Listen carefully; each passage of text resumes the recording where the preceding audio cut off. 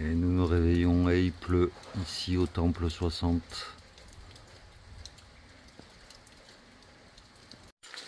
Voilà, nous nous apprêtons à repartir, à redescendre du temple 60. Et il faut savoir qu'ici, si tu veux, il y a un chemin de randonnée qui t'amène à 1938 mètres d'altitude et qui t'amène au mont Ishizushi, qui est le point culminant de l'île de Shikoku. Donc si tu as le courage, ben, tu peux continuer à grimper. Et apparemment, il paraît que c'est joli. Mais bon, nous, on va plutôt redescendre aujourd'hui. Voilà, nous quittons le temple 60. Dans un premier temps, nous allons marcher sur une route, mais pas très longtemps. Et après, nous allons prendre un petit chemin qui risque d'être glissant avec cette pluie. Eh bien, bonjour à toi. Comme tu peux le voir, nous avons revêtu nos habits de pluie, puisque, eh bien, au réveil, il pleuvait ici, au temple 60, qui, je te le rappelle, culmine à un peu plus de 750 mètres d'altitude. Et après la montée, bien sûr, il y a une descente. Et c'est ce que nous commençons à faire. Donc, vu qu'il pleut, j'espère que le terrain sera pas trop glissant. Mais on va être prudent, bien sûr. Et on va redescendre un peu dans la vallée. Donc, ben, j'espère que cette vidéo ne sera pas la dernière. Mais bon, on va faire en sorte que tout se passe bien. Et je te souhaite donc la bienvenue sur ce pèlerinage de Shikoku au Japon. Donc, on n'aura qu'un seul mot pour dire le let's go habituel, c'est Saikimachu. Banzai. Ah ouais, c'est original.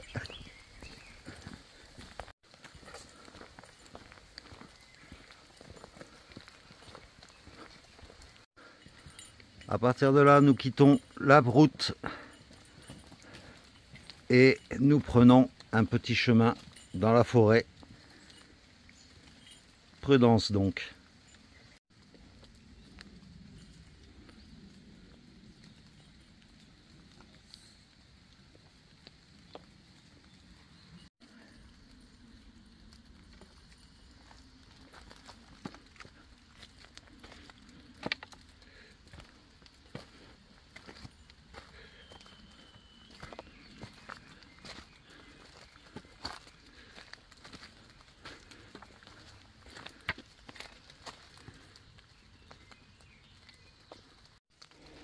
Comme pour la montée, eh bien la descente, parfois le chemin, c'est que du rocher comme ça. Et avec la pluie qui tombe, c'est hyper glissant. Donc, doublement de prudence. Regarde ce chemin dans le brouillard. J'adore moi ces atmosphères.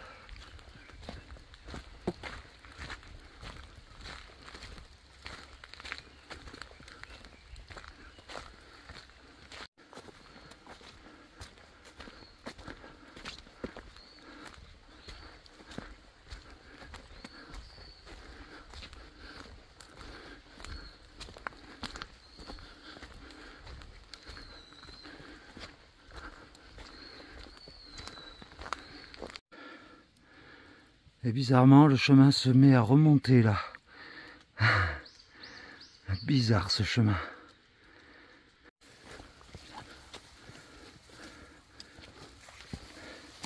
Un petit chemin au milieu des fougères.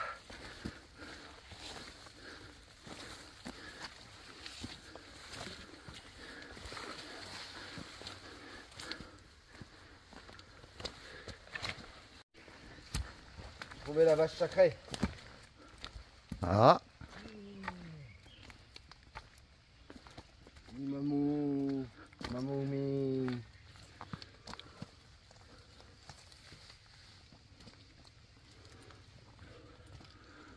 bizarre. Ça, elle aurait pas dû mettre ça. Là, tropical, faut pas mettre ces trucs là, ça c'est pour le froid. Ouais, Quitte à être mouillé, les vêtements de pluie comme ça là, c'est obsolète. étouffant. Ça sert à rien. Dans, je sais pas dans combien de temps, mais il y a bientôt un refuge. Je virerai ma veste de pluie, c'est clair. Il fait trop chaud dessous. Après le chemin escalier, voici le chemin canalisation. C'est là où l'eau doit couler quand il y a des fortes pluies. Pas facile. Non.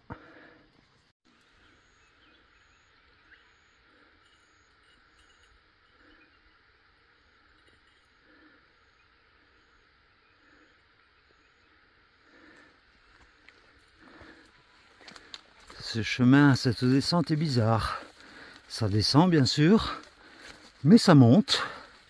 Ça descend, ça monte, c'est plat, ça monte, ça descend. Et là par exemple, eh bien ça remonte.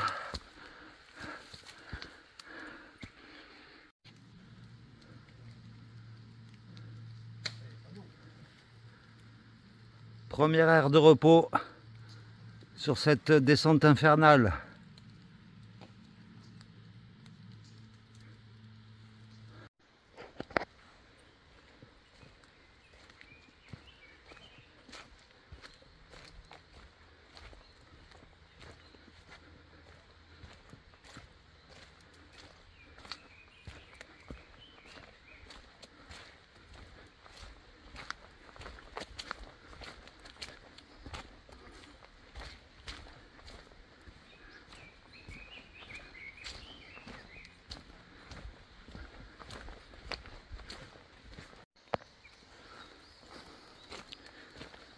Eh bien, 2 heures après, nous sommes toujours dans la descente.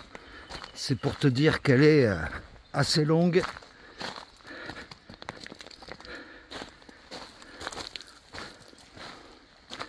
Mais c'est un joli petit chemin, même s'il est glissant. Regarde un peu au milieu des fougères, au milieu des pins.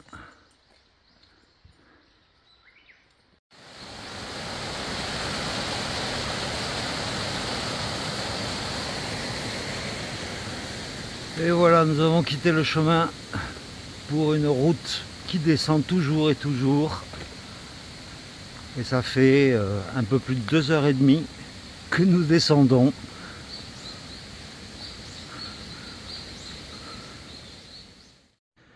Et bien nous voilà arrivés au temple 61 qui s'appelle Kunji.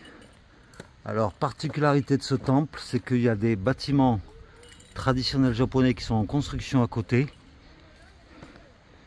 et que le temple en lui-même, c'est ce gros bâtiment moderne en béton. C'est la première fois qu'on voit ce genre d'architecture pour un temple, quoi. On dirait une cathédrale.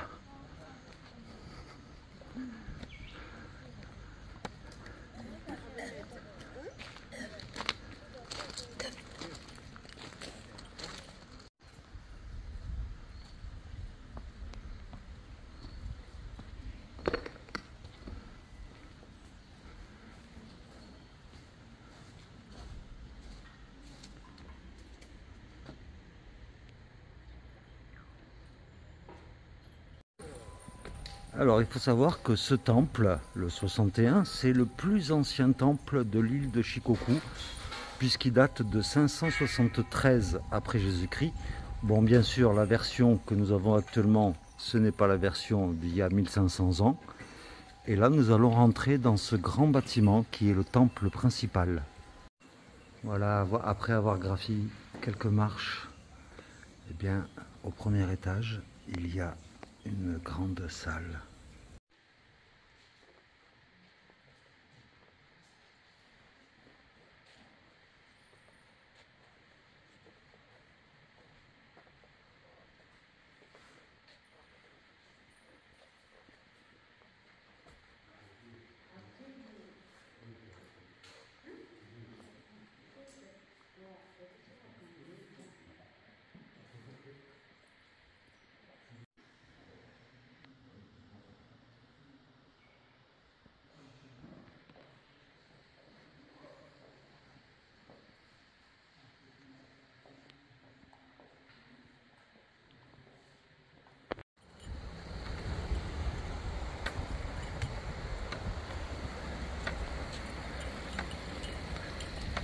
Voilà, nous prenons la direction d'abord de l'épicerie pour s'alimenter et du temple 62, sauf si on trouve un coin pour se poser, pour manger ce midi.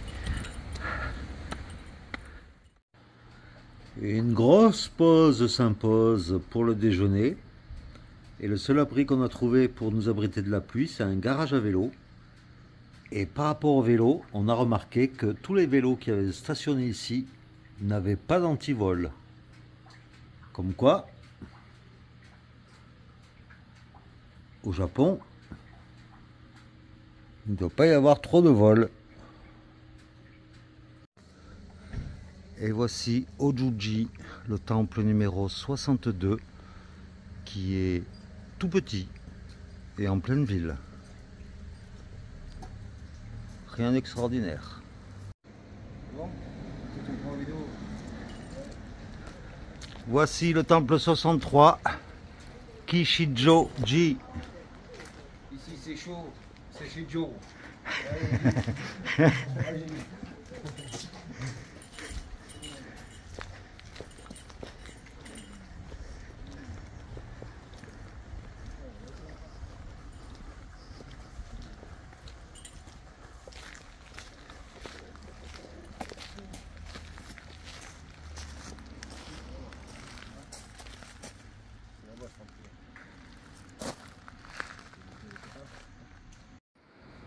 Cette grande avenue là, nous l'allongeons depuis un bon moment. Et bien il se trouve que le long de cette avenue, il y a 3 temples, le 62, le 63 et le 64. Et là, nous nous dirigeons vers le 64e temple. Et c'est devant la porte de ce temple numéro 64 déjà, qui s'appelle Meagami-ji, juste à côté d'un cimetière, que nous allons arriver dans ce temple qui sera le dernier de la série pour aujourd'hui. Voilà, il y a un pèlerin qui a laissé son chapeau sur la statue de Kodaishi.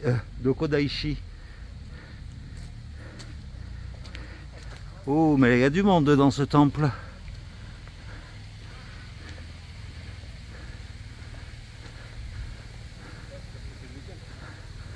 Ah oui, qui dit week-end dit du monde, en effet.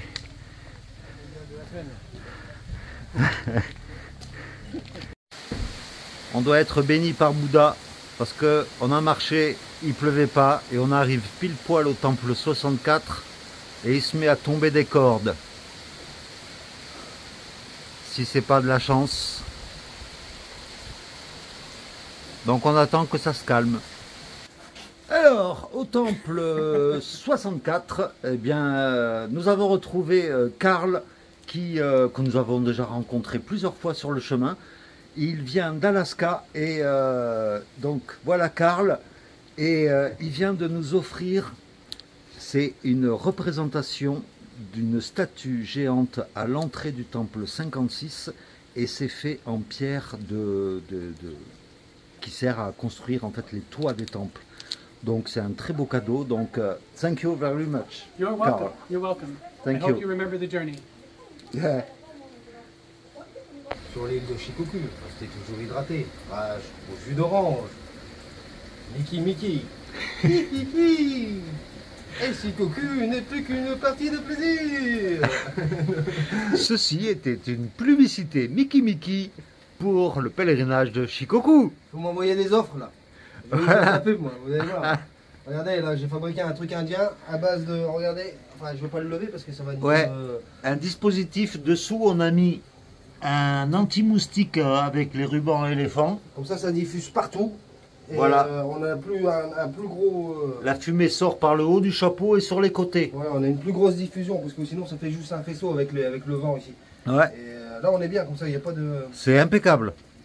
Dispositif éléphant, on le voit partout, regarde. Ouais. On voit là les taches de fumée. Excellente idée, ouais. Ouais.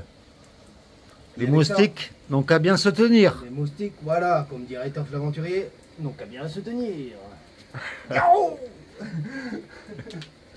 Alors, d'ailleurs, aujourd'hui, ce matin, on a essayé, enfin Pierre a mis son pantalon de pluie et sa veste de pluie, moi j'ai mis ma veste de pluie, mais il faut savoir qu'en climat tropical, les vêtements de pluie, euh, dans tous les cas, soit tu transpires comme un âne, soit tu es mouillé par la pluie. Donc, je pense... Ouais, mais pourquoi j'ai mis ça? Parce que j'avais peur de ne pas pouvoir me servir de mon parapluie correctement dans les descentes que vous voyez, cela. Ouais. Pour pas être gêné avec le parapluie, je me suis dit, aujourd'hui, comme on était sûr, on partait sous la pluie, aujourd'hui je mets le caouet, oui, bon.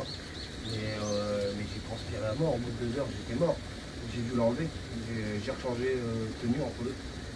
Voilà, c'est ça. Donc en fait, en climat tropical, les vêtements de pluie, je pense pas que ce soit très utile parce qu'en fait, vu que tu transpires dans tous les cas, donc tu seras quand même mouillé. Quoi qu'il arrive, que tu mettes un vêtement de pluie ou pas, tu seras mouillé. On mieux être mouillé et bien se rincer abondamment dès qu'il croise un robinet, et puis c'est tout.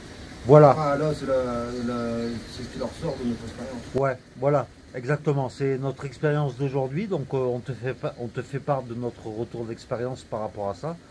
Mais voilà. C'était vraiment inconfortable. Quoi. Ouais. Et pourtant j'étais en slip, hein. J'ai mis juste le haut et le bas comme ça. Ouais. Mais ça... J'en avais plus à l'intérieur qu'à l'extérieur. J'avais une sudation. Ouais, c'est ça, ouais. Tu transpires énormément dedans, quoi. Donc, franchement, j'étais pas bien. Là. Ouais. Donc voilà. J'ai enlevé, me rincer, hop, et je me suis remis en short, même s'il pleuvait. Même si j'ai pas pu mettre le parapluie tout le temps parce qu'il y a des arbres, ça descend, et ceci, cela. Donc forcément, même s'il est attaché le parapluie, ça devient difficile. Mais le parapluie, c'est très bien pour les routes. Quand il fait chaud ou quand il fait... voilà, quand il n'y a pas trop de végétation. Quand il n'y a pas trop de végétation, si t'es pas trop en urbain, parce qu'en urbain aussi, il y a des fois ça fait défaut quand il y a trop de panneaux, quand il y a des gens, cela. Ouais. Que se balader avec la grosse truc sur la tête. Ouais, c'est sûr. Pas terrible. Mais 80, je veux dire 70, un bon 70% des cas, le parapluie, en milieu tropical, c'est un super outil. Et d'ailleurs, je l'avais déjà vu sur Compostelle, Francis Géna et ceci, cela. Donc c'est pour ça qu'on teste et on améliore, on essaye de trouver un bon système avec ça. Voilà, donc si ça peut être utile, si un jour tu vas randonner en milieu tropical, bah franchement, les vêtements de pluie ça sert à rien. Parce que dans tous les cas tu seras mouillé, soit par la transpi, soit par la pluie. Donc voilà. Alors, nous avons trouvé un nouveau camembert japonais apparemment, avec une image de dingo dessus. C'est du camembert en portions. Alors, ça se présente, voilà. Pour l'instant, c'est un peu comme chez nous. Bah ouais, il y a 6 portions dedans. Et dedans, tu as des petites portions de camembert. Alors, le test culinaire tout de suite. Le test culinaire. Tartuffe l'aventurier. Moi, j'aime bien goûter les choses que je ne connais pas. Donc, tu dégueules de loin de l'abri parce qu'on va dormir ici. Ça sent le fromage, je dirais pas que ça sent le camembert. Non mais ça c'est tes pieds ça. Bah, mine de rien, ça ressemble à du camembert. Hein. Ouais, test culinaire. Test culinaire.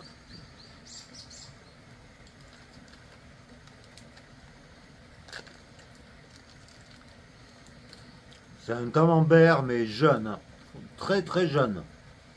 Pas comme toi. Non. Mais il est meilleur que la dernière fois. Ah. Ouais. Bon. Il se rapprocherait un tout petit peu du vrai camembert, mais ça reste pas du camembert. Voilà. Allez, un truc original, c'est que Pierre fait sa conclusion pendant que moi je fais la mienne. Voilà, comme ça je profite de sa lumière. Donc voilà.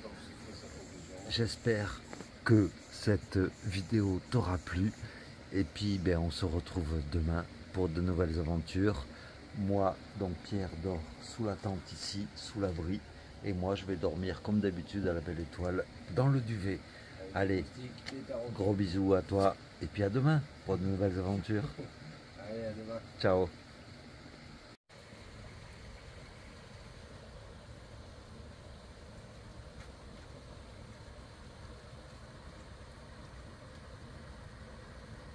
Eh bien, bonjour à toi. On est toujours là toujours au Japon, sur le pèlerinage de Shikoku. Et puis là, ben, nous allons quitter notre petit lieu de bivouac pour la nuit. Et vu que le prochain temple est à 45 km d'ici, enfin non, un peu moins, parce qu'il y a un temple spécial. Donc là, nous allons marcher tranquillement aujourd'hui. Bon, ça va être beaucoup de routes, hein.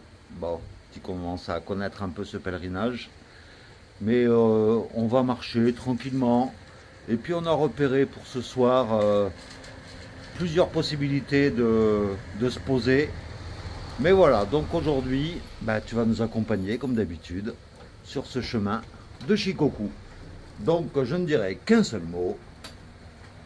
Comment on dit déjà? Aki.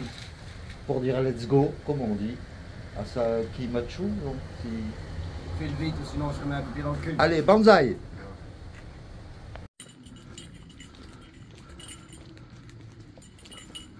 Voilà, le chemin nous fait passer à côté de grandes serres. Et le let's go japonais, au fait, tout à l'heure, c'était Saikimachu. Voilà.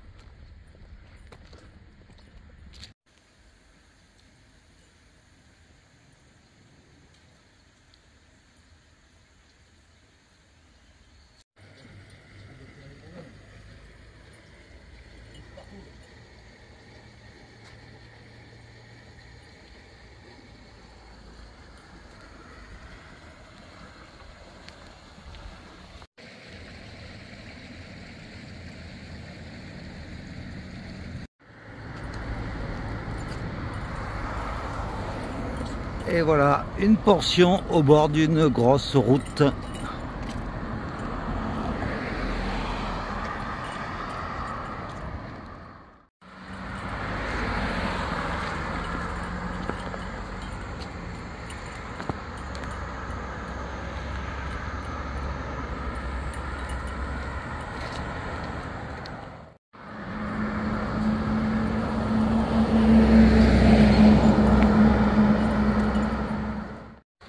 Et oui, comme tu peux le voir, il se remet à pleuvoir.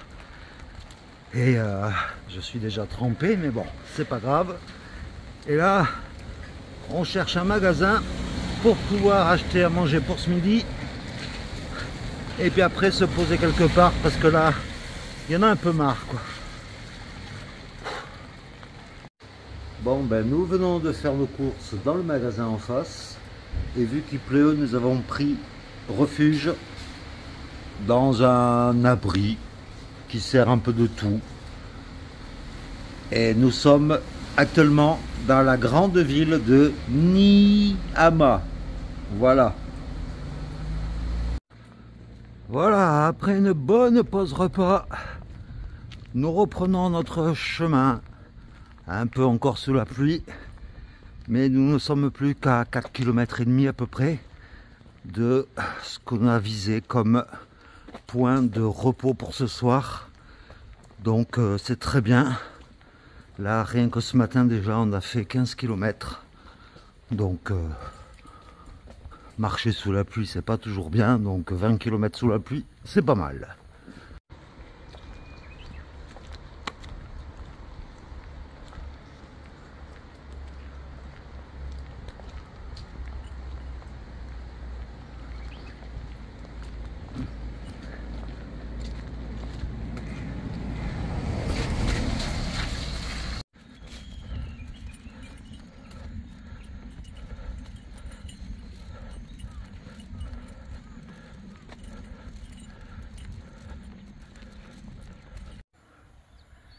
Et donc voilà, ce grand parc, une immense esplanade avec un petit refuge là-bas au fond. Et nous, là-bas, il y a un petit robinet d'eau. Il y a des toilettes d'ailleurs un peu plus loin là. Et nous nous sommes mis sur le plus grand refuge qui est juste là. Il est immense. En plus, il est dans un petit coin tranquille, entouré d'arbres. Et là, comme tu peux le voir, il y a 2 grands bancs de chaque côté. Ici et là. Il y a 2 petits bancs autour d'une table. Ça, l'anti-moustique. Et le linge, pas le singe, le linge qui sèche ici. Voilà. C'est vraiment pas mal, hein. Puis c'est tranquille, hein. Il n'y a pas un bruit.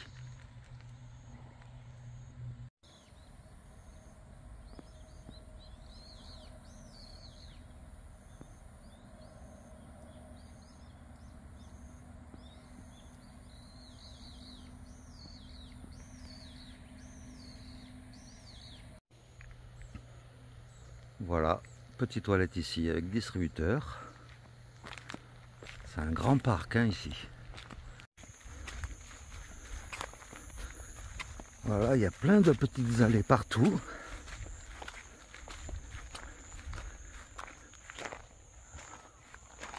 Voilà, des petites fleurs qui sont plantées.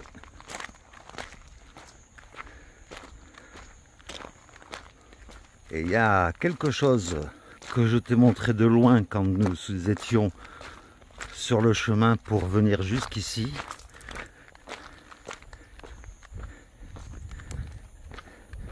C'est une sorte de petit refuge, mais nous y sommes pas allés parce qu'on était un peu trop à la vue de tout le monde.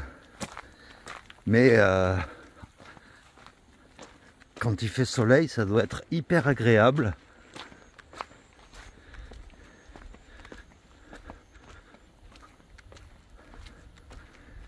Voilà un peu. Je découvre vraiment en même temps que toi.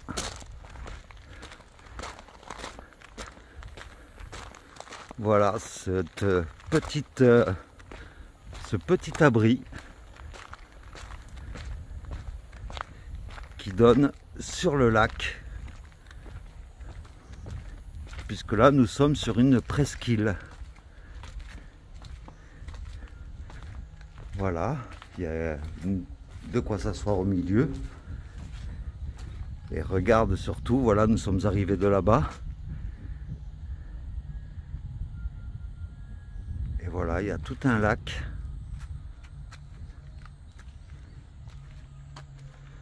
Et nous, en fait, nous sommes juste ici, là.